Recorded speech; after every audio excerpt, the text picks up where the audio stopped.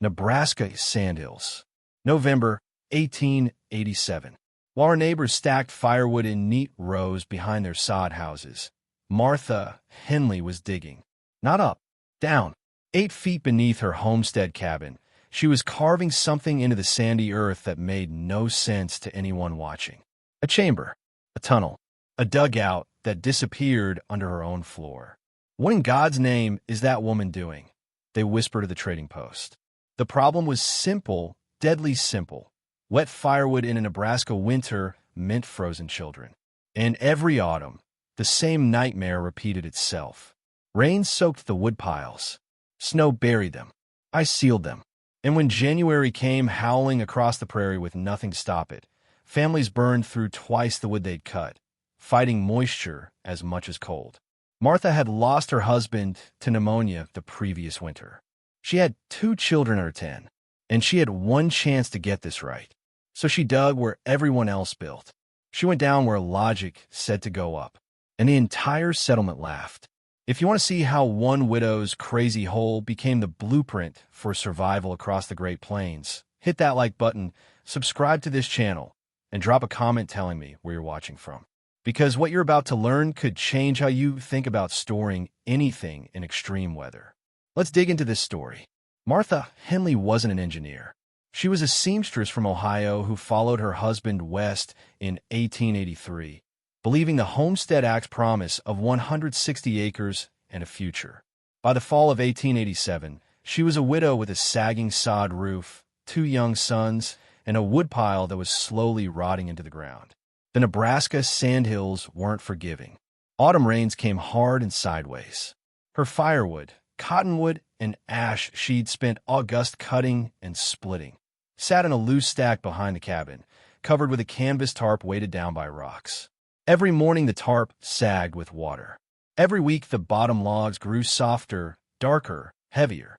She tried what everyone else did, building a crude lean-to with scrap lumber. It helped, a little, but rain found its way through the gaps.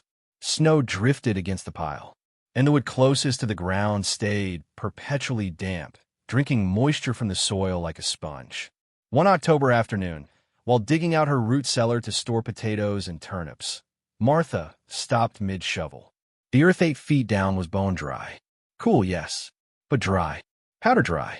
The kind of dry that made her hands crack. She stood there in that hole, breathing hard, staring at the crumbling sand walls. And she thought, if potatoes stay dry down here, why not wood? It wasn't genius. It was desperation with a shovel. Her neighbor, Samuel Bartlett, watched her start digging the next day, not expanding the root cellar, digging a separate chamber, bigger, longer, with a sloped tunnel entrance that ran beneath the northwest corner of her cabin. "Martha," he called down, half amused, half concerned. "You burying treasure or losing your mind?" She didn't look up. Storing firewood. Silence. Then laughter. "Underground? Woman, that wood'll mold faster than bread in July." But Martha had already done the math in her head. Rain came from above. Ground moisture came from below. But in between 6, 7, 8 feet down, the sandhills sand drained fast and stayed stable. The earth itself was a shelter, cool in summer, insulated in winter, and most importantly, dry. The problem she was solving wasn't complicated. It was life or death. Wet firewood doesn't just burn poorly. It barely burns at all. You feed it into the stove, and it hisses. It steams. It fills the cabin with thick, choking smoke that makes children cough through the night. It takes 3 times as much wood to generate half the heat. And when you're a widow with 2 boys and a finite supply of cottonwood on a treeless prairie, you don't get a second chance. So she kept digging, down into the earth, into the place no one thought to look. The dugout firewood chamber Martha Henley carved beneath her homestead wasn't fancy. It was function stripped to bone. 8 feet deep, 12 feet long, 6 feet wide. The walls were raw sandhill dirt, reinforced at the corners with salvaged planks from a collapsed wagon. The ceiling was a lattice of cottonwood logs laid crosswise, covered with a double layer of prairie sod, roots down, grass up, to shed water and insulate. The entrance was the clever part. Instead of a vertical shaft with a ladder, Martha angled a tunnel at a 20-degree slope, just wide enough to carry an armload of split wood without scraping your shoulders. The tunnel ran 8 feet horizontally before opening into the chamber. At the surface, a simple wooden hatch, slanted, covered with more sod, kept rain and snow out while allowing air to move. It looked, as one neighbor put it, like a grave with a coal chute. But the engineering, accidental as it was, made perfect sense. First, temperature stability. At 8 feet below the surface in the Nebraska sandhills, soil temperature holds steady between 45 and 50 degrees Fahrenheit year-round. Not warm, not cold, stable. No freeze-thaw cycles, no condensation swings, just constant, predictable cool. Second, drainage. Sandhill soil is almost pure sand. Water doesn't pool, it percolates straight down fast. Dig below the surface saturation zone, and you hit earth that sheds moisture instead of holding it. Martha's chamber sat in that dry zone. Third, ventilation. The sloped tunnel created a natural convection current. Warm air rose through the chamber and escaped through small gaps around the hatch. Cool, dry air replaced it from below. Gentle, passive, continuous. Enough to prevent stagnant humidity without creating drafts that would pull in rain. And fourth, protection. No sun to split the wood. No wind to scatter it. No animals to nest in it. No snow to bury it. The firewood sat in darkness, untouched by weather, aging slowly in conditions closer to a curing barn than a woodpile. Martha stacked her split cottonwood and ash in vertical rows along the chamber walls, bark side out, with 2 inches of airspace between each piece. She left a narrow walkway down the center. At the far end, she kept a small oil lamp on a stone ledge and a hatchet for splitting kindling. From the surface, you'd barely know it was there. Just a low hump of sod near the cabin's northwest corner and a wooden hatch that most visitors assumed led to a root cellar. Her sons, James, age 9, and William, age 6, took turns fetching firewood. Down the tunnel, grabbed 3 or 4 pieces. Back up. The whole trip took less than a minute, even in a blizzard, because the entrance was only 15 feet from the cabin door and completely sheltered. It was practical, efficient, invisible, and to everyone watching, it was ridiculous. She's storing firewood like it's gold bullion, the postmaster joked at the general store. Next she'll be sleeping down there with it, someone added. But Martha didn't care about looking civilized.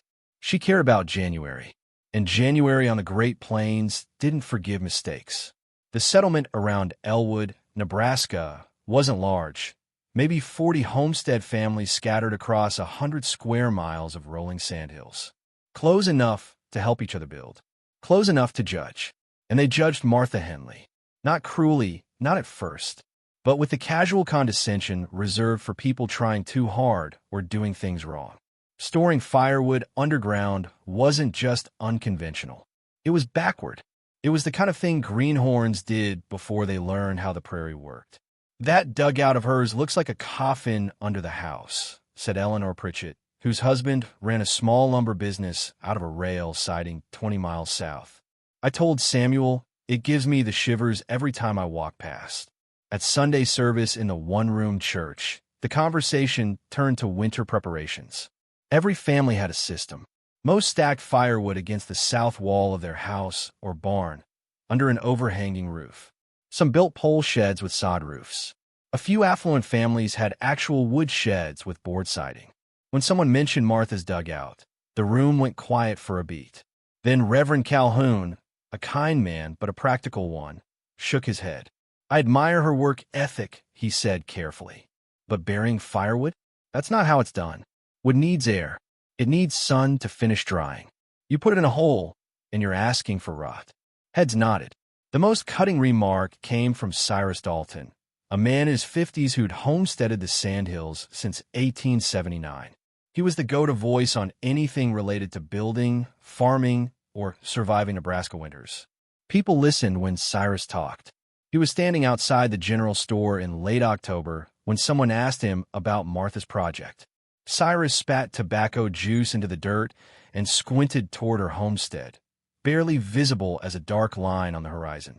"That hole won't keep wood dry," he said flatly. "It'll rot it faster." She's burying good timber in a dirt grave. Come February, she'll be burning wet pulp and calling it firewood. Mark my words. The men around him murmured agreement. It made sense. Everyone knew you kept wood off the ground, not in it. But the judgment went beyond practicality. There was something else underneath the mockery. Something cultural. This is what happens when women try to do men's work, muttered John Haverford, a carpenter who'd helped build half the cabins in the area. She's a widow, I get it, but she should have asked for help instead of digging holes like a badger. It wasn't vicious. It wasn't meant to wound, but it carried a message. You don't belong doing this. You don't understand how things work here. Martha heard the talk. Small settlements don't keep secrets.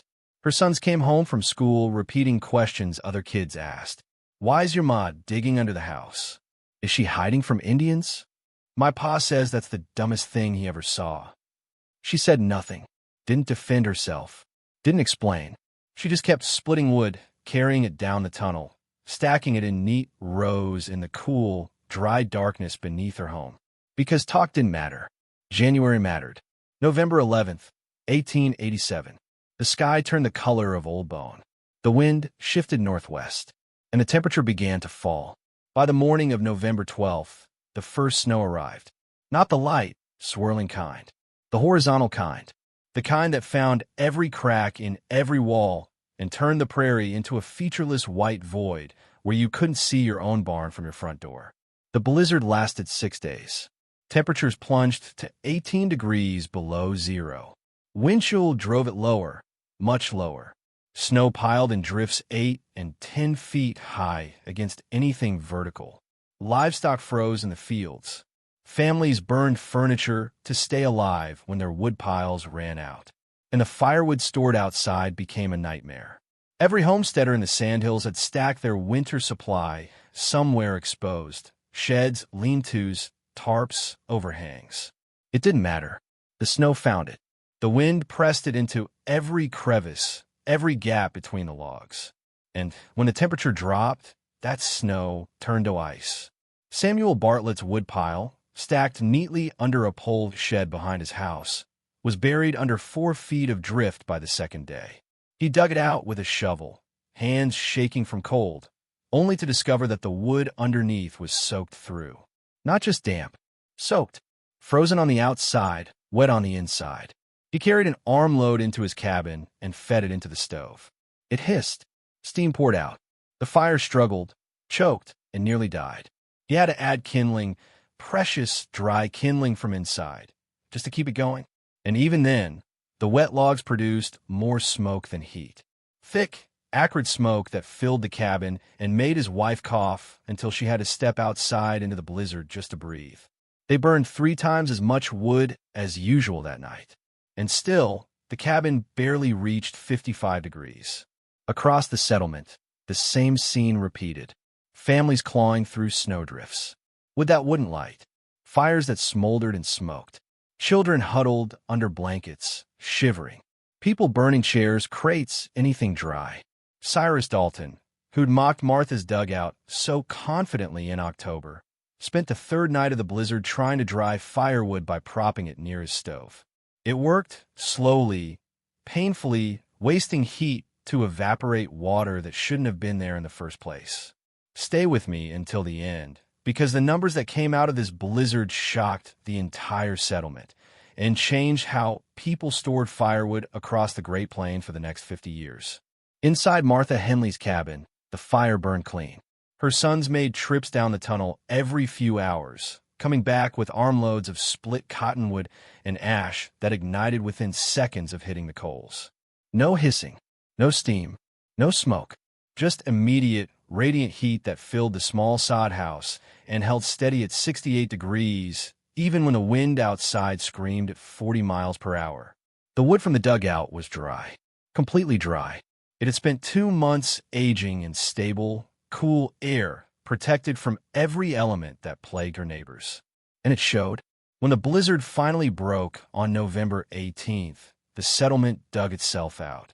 Slowly, carefully, counting losses. 3 families had lost livestock. 2 cabins had suffered roof collapses from snow load. and every single household had burned through firewood at a rate that made the winter ahead look terrifying. Except one. Reverend Calhoun was the first to notice. He stopped by Martha Henley's cabin on the 19th to check on her and the boys, expecting to find them low on supplies, maybe needing help. Instead, he found her splitting kindling outside in the weak afternoon sunlight. Her woodpile, what little was visible above ground, barely touched. "How are you holding up, Martha?" he asked. "Fine, Reverend. We're fine." He glanced at the cabin. Smoke rising clean and white from the chimney. No desperate scavenging for fuel. No signs of struggle. "Your firewood," he started. "You didn't run low." She smiled just a little. "No, sir. Plenty left." That's when he asked to see the dugout. She led him to the hatch, lifted it, and let him peer down the tunnel. He borrowed her oil lamp and descended carefully, his boots scuffing against the dry sand floor. Inside the chamber, rows of split wood lined the walls.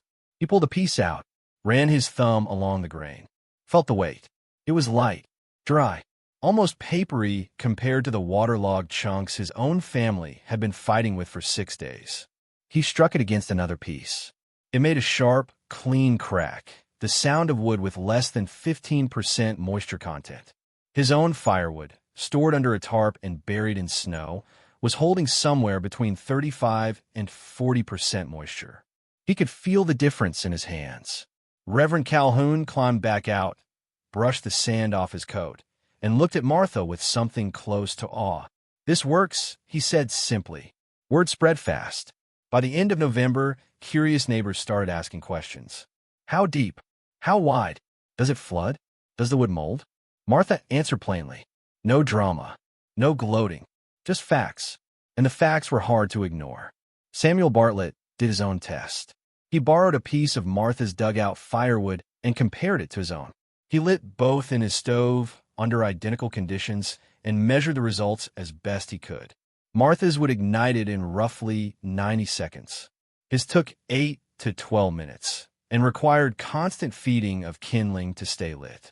Her wood burned clean, producing steady radiant heat with minimal smoke. His smoldered, hissed, and filled the cabin with a gray haze that made his eyes water. Most telling, her wood burned completely down to fine white ash. His left behind chunks of charred, half-combusted material, wasted fuel. He ran the numbers in his head. During the 6-day blizzard, his family had burned approximately 320 pounds of firewood and struggled to keep the cabin at 55 degrees Fahrenheit. Martha's family burned roughly 110 pounds and stayed at 68 degrees. 3 times the wood, 13 degrees colder. The efficiency gap wasn't subtle. It was devastating. Cyrus Dalton, who'd called the dugout a dirt grave back in October, stopped by in early December. He didn't apologize. Men like Cyrus didn't apologize. But he asked detailed questions. Slope of the tunnel, depth of the chamber, ventilation, drainage. He took notes. If you're getting value from this story, smash that subscribe button and drop a comment below. Because we're about to see how one widow's stupid idea became the standard across an entire region. By mid-December, 3 families had started digging their own firewood dugouts. By January, that number had grown to 11. The technique spread not because Martha preached it, but because the results were undeniable. Dry wood, easy access, no weather exposure, lower consumption, warmer homes. It was engineering born from necessity. And necessity doesn't care about convention. Spring 1888. When the snow finally melted and the prairie turned green again, the settlement around Elwood, Nebraska, looked different. Not in buildings, not in fences, but in what lay beneath. By May, 11 families had dug firewood dugouts modeled after Martha Henley's design. By the following autumn, that number had doubled. It wasn't a revolution. It was a quiet, practical adoption of something that simply worked better than the alternative. Samuel Bartlett's dugout was the second one built. He started digging in March, as soon as the ground thawed enough to work. His was larger than Martha's, 14 feet long, 10 feet wide, because he had 4 children and needed to store more wood. But the principles were identical. 8 feet deep, sloped tunnel entrance, sod-covered log ceiling, natural ventilation. He added his own modification, a secondary chamber branching off the main one, specifically for kindling and small splits. Kept separate, always bone dry. Eleanor Pritchett, who'd called Martha's dugout a coffin under the house, quietly asked her husband to build one that summer. She didn't announce it, didn't make a show of it. But by September, they had a chamber beneath their barn, stocked with cottonwood and ash, ready for winter. Cyrus Dalton, the man who'd said Martha was burying good timber in a dirt grave, built the most elaborate version. His dugout had 2 entrances, one from inside his house, accessible through a trapdoor in the floor, and one external tunnel for restocking. He installed a wooden chute system so he could slide firewood directly from the outdoor pile into the underground chamber without carrying it. He never mentioned Martha's name when people asked about his design, but everyone knew where the idea came from. The adaptations spread organically, neighbor to neighbor, homestead to homestead. Some families combined the firewood dugout with their root cellar, creating a dual-purpose underground storage system. Others built theirs specifically under their barns or animal shelters, using the stable temperature to benefit livestock as well as fuel. By 1891, just 4 years after Martha dug that first chamber, an estimated half of the homesteads within a 40-mile radius of Elwood had some version of underground firewood storage. It became standard practice, not because anyone mandated it, not because it was written in a manual, but because families who used it survived winters more comfortably, with less labor, less waste, and less fear. The technique even spread beyond the Sandhills. Homesteaders in the Dakota Territory heard about it through letters and family connections. A few Norwegian immigrant families in Minnesota adapted the concept, merging it with Scandinavian root cellar designs they'd brought from Europe. In the winter of 1889 to 90, a particularly brutal season that killed thousands of cattle across the Great Plains, the firewood dugouts proved their worth again.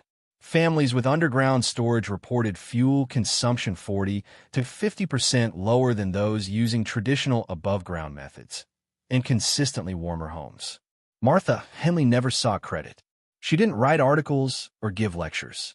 She simply lived her life, raised her sons, and kept her home warm with wood that stayed dry no matter what the sky threw at it. But the settlement remembered.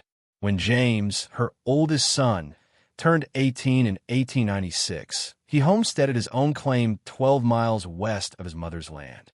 The first thing he built before the house, before the barn, was a firewood dugout, 8 feet deep, sloped tunnel, sod roof, exactly like his mother's.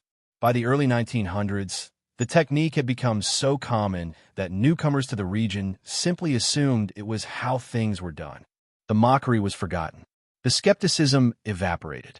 What remained was a practical, proven method of storing fuel in one of the harshest climates in North America.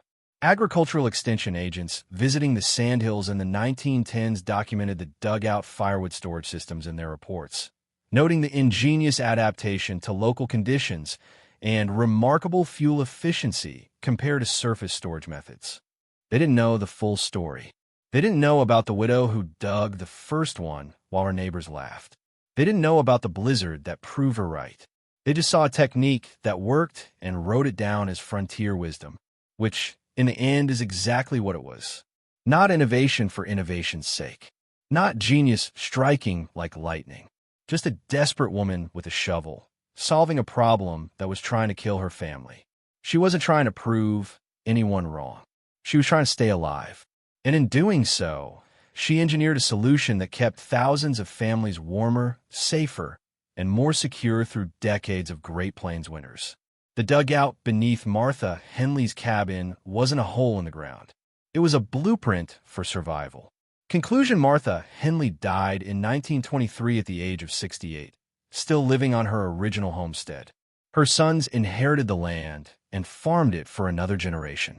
The dugout firewood chamber remained in use until the 1940s, when modern heating systems and rural electrification made it obsolete.